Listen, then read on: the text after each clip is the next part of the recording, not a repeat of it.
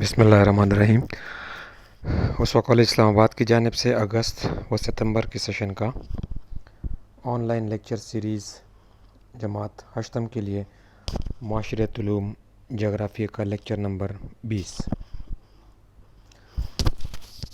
اگر کوئی سوال ہو لیکچر سے متعلق تو آپ کے سامنے میرے پرسنل یوٹیوب چینل کا لنک ہے، اس میں آپ کمنٹ سیکشن میں سوال کر سکتے ہیں۔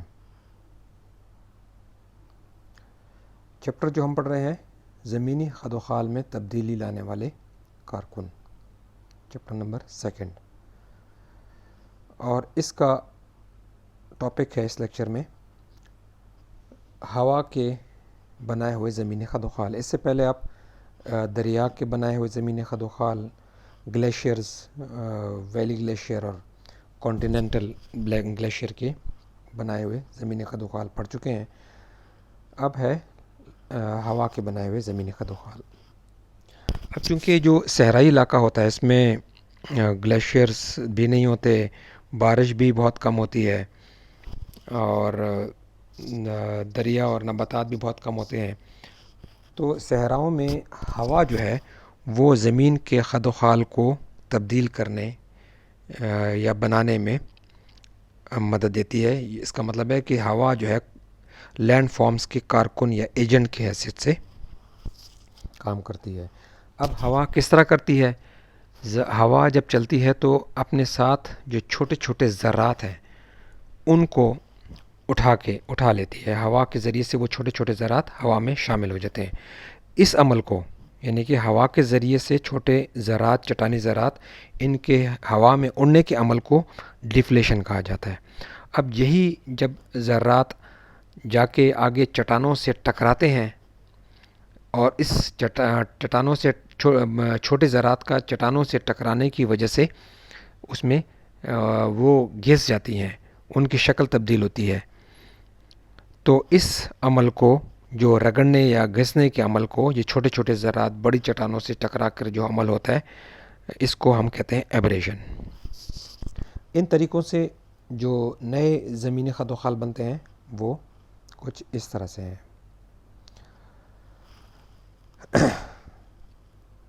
یہ کٹاؤ کے عمل کی ہم بات کر رہے ہیں، ہوا کی جو کاٹنے کے عمل سے جو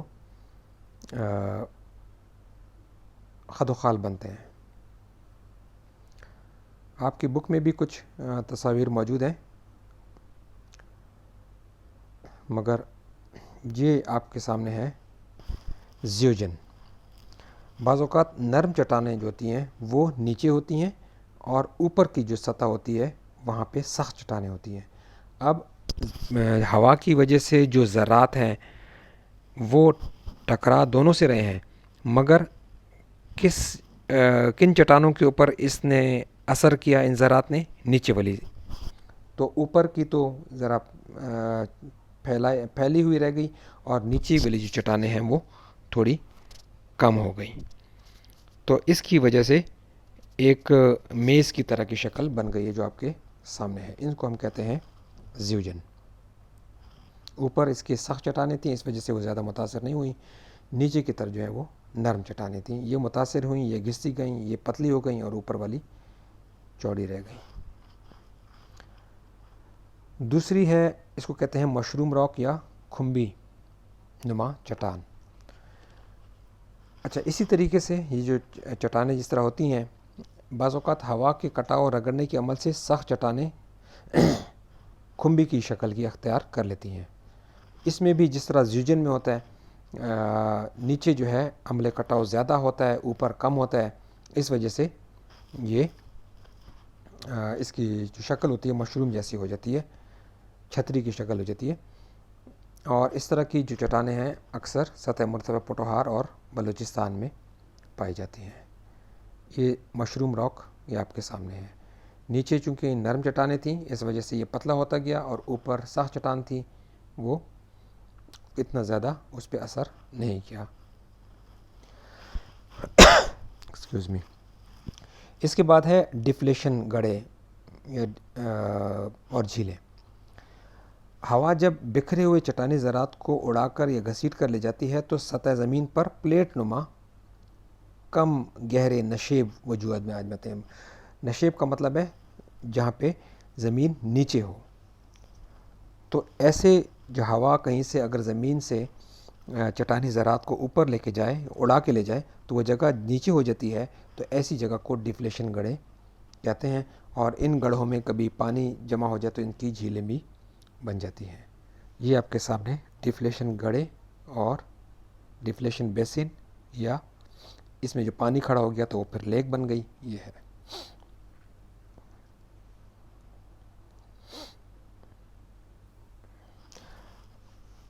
اگلا جو خد و خال میں سے اگلا ہے یارڈنگ. اچھا, سطح زمین پر مختلف قسم کی چٹانیں پائی جاتی ہیں. بعض اوقات نرم اور سخت چٹانیں ایک دوسرے کے ساتھ ساتھ ہوتی ہیں, پہلو میں ہوتی ہیں. تو ہوا کا جو توڑ پھوڑ کا عمل ہے ان چٹانوں پر ایک جیسا نہیں ہوتا. کہیں پر زیادہ, جہاں پہ چٹانیں نرم ہیں وہاں پہ زیادہ ٹوٹتی پھوٹتی ہیں, اور جہاں پہ چٹانیں سخت ہیں وہاں پہ کم ٹوٹتی پھوٹتی ہیں. تو اس کی وجہ سے جو شکلیں بنتی ہیں ان کو کہتے ہیں یارڈنگ. یہ آپ کے سامنے یارڈنگ کی تصویر ہے. یہ بالکل برابر نہیں ہے ہر جگہ سے. جہاں پہ سخت چٹانیں تھیں وہ باقی رہ گئیں, جہاں پہ نرم چٹانیں تھیں وہ ٹوٹ گئیں. یہ آپ کے سامنے یارڈنگ کی تصویر ہے. اچھا, پھر جب نرم چٹانیں مکمل طور پہ ٹوٹ پھوٹ کا شکار ہو جاتی ہیں تو سخت چٹانیں انفرادی اکیلی چٹانوں کی صورت میں باقی رہتی ہیں. تو اس صورت میں جو باقی بچتا ہے اس کو ہم کہتے ہیں آئزل برگ یا جزیرہ کو. اب اس کے آس پاس نرم چٹانیں تھیں وہ سب ٹوٹ گئیں. باقی کیا بچے, جو سخت چٹانوں والی سخت چٹانیں جو تھیں وہ ٹیلے کی شکل میں باقی رہ گئی. تو یہ آئزل برگ یہ رہ گیا.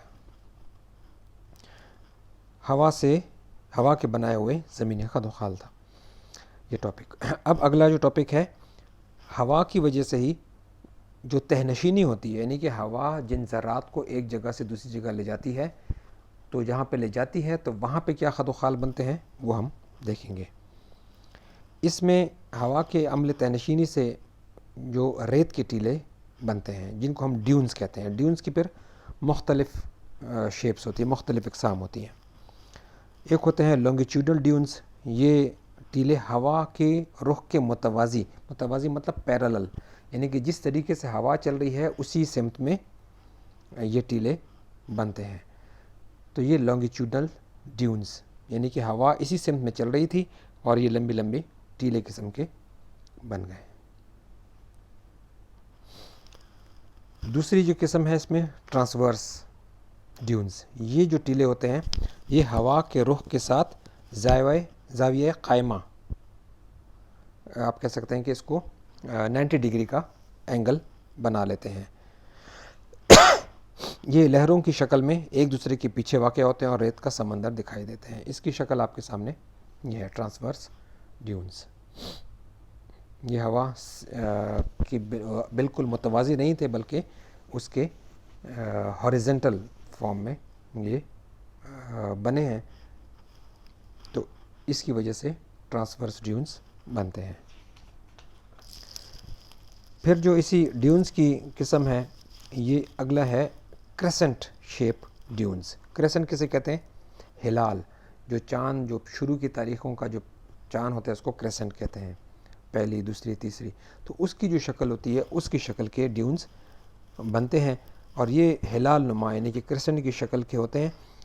ان کی جو نوکیں ہوتی ہیں وہ ہوا کے رخ کی نشاندہی کرتی ہیں. یہ کریسنٹ شیپ ڈیونز, یہ جو ان کی نوک ہے یہ بتاتی ہیں کہ ہوا کس رخ سے چل رہی تھی. اور ان کی وہ ڈھلان جس طرف سے ہوا آ رہی ہو کم ڈھلوان, اور عقبی جانب یعنی کہ بیک سائڈ پر ڈھلوان زیادہ ہوتی ہے. جہاں سے ہوا آ رہی ہو تو وہ کم ڈھلان ہوتی ہے اور اس کی جو بیک سائڈ پر ڈھلوان زیادہ ہوتی ہے. اس کا مطلب ہے لیفٹ سائڈ سے ہوا آ رہی تھی اور رائٹ سائڈ پر اس کی ہائٹ زیادہ ہے.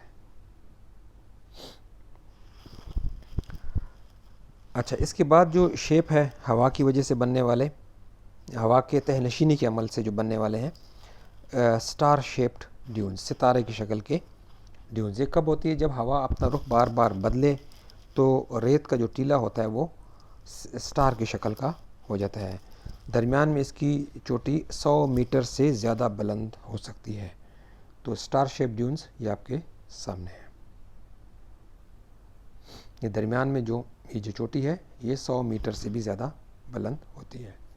اب اس میں دیکھیں مختلف رخ سے ہوا چل رہی تھی، اس وجہ سے یہ مختلف انداز میں اس کے سٹار کی شکل کے ٹینٹیکلز نکلے ہوئے ہیں. پھر ساحلی جو ٹیلے ہوتے ہیں کوسٹل ڈیونز. تو ساحلی ڈیونز جو ہیں وہ آپ کے سامنے ابھی یہ ہیں. ساحلی علاقے میں جب ہوا سمندر سے ساحل کی طرف چلتی ہے یعنی کہ خشکی کی طرف چلتی ہے تو ہلال نما ٹیلوں کی گولائی دار ٹیلے وجود میں آتے ہیں. یہ بھی کرسنٹ کی شکل کے ہوتے ہیں. ان کا رخ ہلال نما ٹیلوں کے برعکس ہوتا ہے، اپوزٹ ہوتا ہے. جس طرح ہلال نما جس ہوتے ہیں، جس طرح سے ہوا چل رہی ہوتی ہے، اس کے اپوزٹ یہ بنتے ہیں. یہ ہلال نما اور یہ کوسٹل ڈیونز.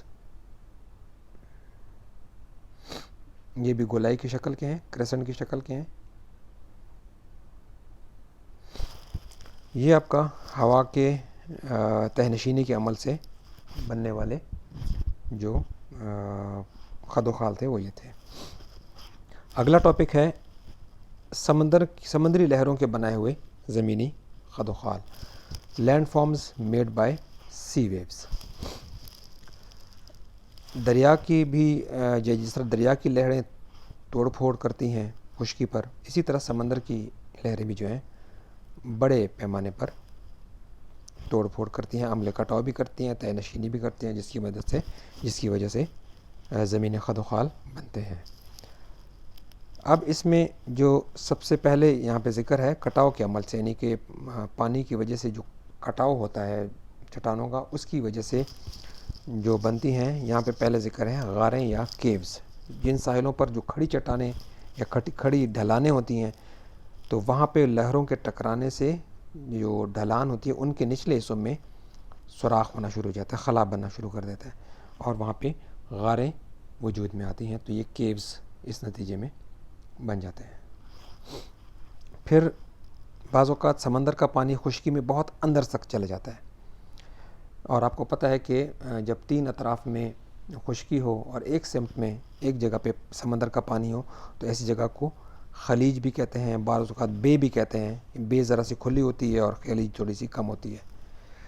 تو بہت اندر تک جب پانی چلا جاتا ہے خلیج کے اندر، جب خلیج بن جاتی ہے، اس کے اطراف میں موجود خشکی کا جو حصہ سمندر میں دور تک داخل ہو جاتا ہے، اس کو ہیڈ لینڈ کہتے ہیں. یہ آپ کا ہیڈ لینڈ، یہ آپ کے سامنے جو لمبا سا آیا ہوا ہے، یہ ہیڈ لینڈ جس جگہ پہ لکھا ہوا ہے یہ خلیج ہے.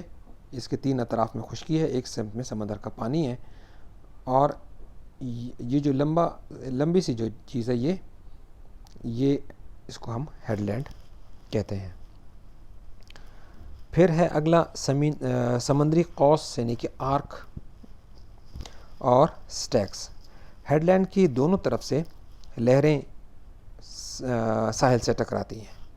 یہ بھی ہیڈ لینڈ ہے، اس کے دونوں طرف سے ٹکرا رہی ہیں. بعض اوقات یہ لہریں توڑ پھوڑ کرتی ہوئی ہیڈ لینڈ کے اندر راستہ بنا لیتی ہیں. اب یہی ہیڈ لینڈ ہے، اگر اس میں لہریں ٹکرا رہی ہیں، لیفٹ سے بھی ٹکرا رہی ہیں، رائٹ سے بھی اگر پانی آ رہا ٹکرا رہی ہیں، تو اس کے اندر ایک راستہ سا بن جاتا ہے اور ایک دوسرے سے یہ جو لہریں آپس میں جا کے مل جاتی ہیں. تو ایسے نقش کو سمندری قوس یا پھر سی آرک کہتے ہیں.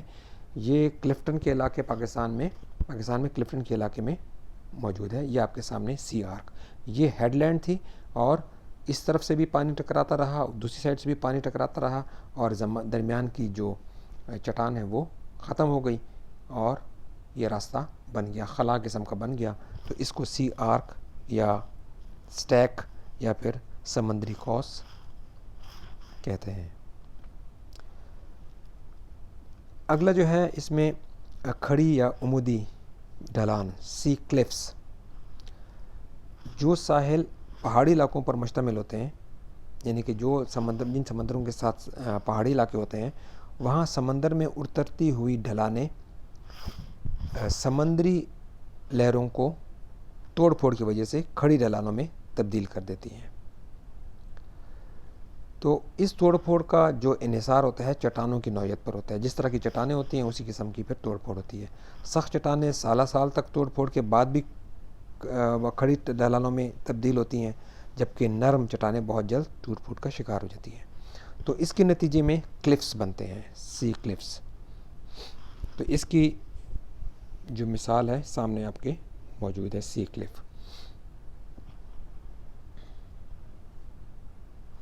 یہ پہلے اترائی کی شکل میں تھی، یہ جو چٹان ہے یہ اترائی کی شکل میں تھا، مگر نیچے کی چٹانیں، نیچے کی والی جو زمین ہے، یہ اس کو جو چٹان ہے وہ ٹوٹتی رہی اور آہستہ آہستہ یہ بالکل ورٹیکل شکل میں، کھڑی شکل میں کھڑی چٹان بن گیا۔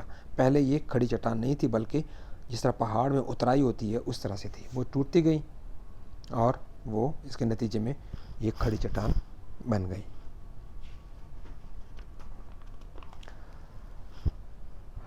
اب جو اگلا ٹاپک آپ کا ہے سمندر کی تہہ نشینی کے عمل سے، یعنی کہ ڈپازٹ ہونے سے جو خدوخال بنتے ہیں، وہ یہ ہے۔ سمندری لہروں کی جو لائی ہوئی ریت ہوتی ہے، اس کی تہہ نشینی سے خشکی کے ساتھ ایک ہموار قطع، ایریا، ریجن بنتا ہے جسے ساحل کہتے ہیں۔ لہروں کی وجہ سے ساحل کی یہ ریت مختلف ڈھیریوں کی صورت اختیار کر لیتی ہے، جنہیں بہار کہتے ہیں۔ یہ آپ کے سامنے ہے، یہ بار ہے، جو بار ہے یہ ریت کی وجہ سے بنی ہے، مختلف ڈھیر بنتے ہیں۔ اب یہ جو بارز ہوتی ہیں پھر اس کی اقسام ہے۔ سپٹ بار، لہریں سیدھے ساحل پر ریت لا کر جمع کرتی رہتی ہیں۔ یہ جو پانی کی لہریں ہیں ساحل پر ریت یہاں پہ لا کر جمع کرتی رہتی ہیں۔ بعض اوقات ایسا ہوتا ہے کہ سیدھے ساحل کے ساتھ ایک خلیج آ جاتی ہے اور ریت ایک لمبے ٹیلے کی صورت میں خلیج سے آگے دور تک تہہ نشین ہو جاتی ہے۔ اب یہ دیکھیں سپٹ بار سمندر میں دور تک بن گئی، تو اسے ایسی جو بار ہوتی ہے اس شکل میں، اس کو ہم سپٹ بار کہتے ہیں۔ پھر ہے سپٹ بار جب بڑھتے بڑھتے کسی نزدیکی جزیرے سے، مثال کے طور پہ اسی سپٹ بار کے اس جگہ پہ کوئی جزیرہ ہوتا، تو اس جزیرے سے اگر ٹکرا جاتی، جا کے مل جاتی، اور یہ جزیرے کے ساتھ یہ سپٹ بار ایک برج کے طور پہ اگر کام کرتی، تو اس کو ہم کہتے ٹومبولو۔ اس کی مثال آپ کے سامنے یہ ہے، یہ ایک جزیرہ ہے اور سپٹ بار بڑھتی بڑھتی آگے جزیرے تک ٹکرا آ گئی، جزیرے سے آ کے جڑ گئی، ایک برج قسم کا بن گیا، تو اس کو ہم، یہ جو برج قسم کا بن رہا ہے اس طرح کی بار کو ہم ٹومبولو کہتے ہیں۔ پھر اس کے بعد ہے بے ماؤتھ بار اور کسپٹ بار۔ سپٹ بار لمبی ہوتے ہوتے خلیج کے دوسرے کنارے تک جا پہنچتی ہے۔ اگر سپٹ بار لمبی ہوتے ہوئے خلیج کیسے کہتے ہیں، یہ آپ لوگ ہم پہلے دیکھ چکے ہیں، جس میں 3 اطراف میں خشکی ہوتی ہے اور ایک طرف میں پانی ہوتا ہے۔ تو اگر یہ سپٹ بار آگے بڑھتے، اب یہ خلیج قسم کی ہے، یہ خلیج ہے اور اس میں یہ سپٹ بار بڑھتی گئی، اگر یہ بڑھتی ہوئی آگے جائے اور یہ سپٹ بار لیفٹ سائڈ سے شروع ہوئی، آگے بڑھتی گئی اور دوسرے جو اس کا کارنر ہے، یہ کیونکہ اگر یہ سپٹ بار نہ ہوتی تو یہ خلیج تھی، 3 اطراف میں خشکی، ایک طرف پانی تھا، مگر یہ سپٹ بار بڑھتی گئی اور دوسرے کنارے سے جا کے مل گئی، تو اس کو بے ماؤتھ بار اس کو کسپٹ بار کہتے ہیں۔ خلیج کے پانی کو سمندر سے الگ کر دیتی ہے تو اسے بے ماؤتھ بار کہتے ہیں۔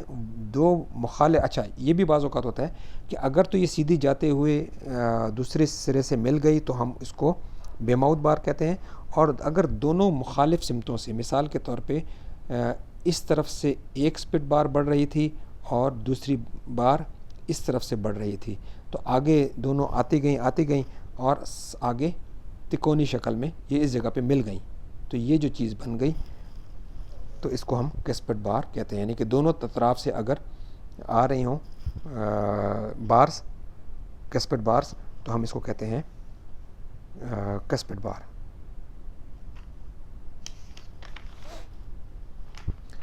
تو یہ آپ کا دوسرا چیپٹر تھا۔ اب اس میں آپ لوگ اس کی جو مشق ہے، اس میں آپ لوگ اس کی آپ ایکسرسائز بھی مکمل طور پہ کریں، مختصر جوابات بھی اس میں آپ لوگ کریں، اور اس کو آپ لوگ کمپلیٹ کریں گے۔ یہ کسپٹ بار کی ایک مثال ہے۔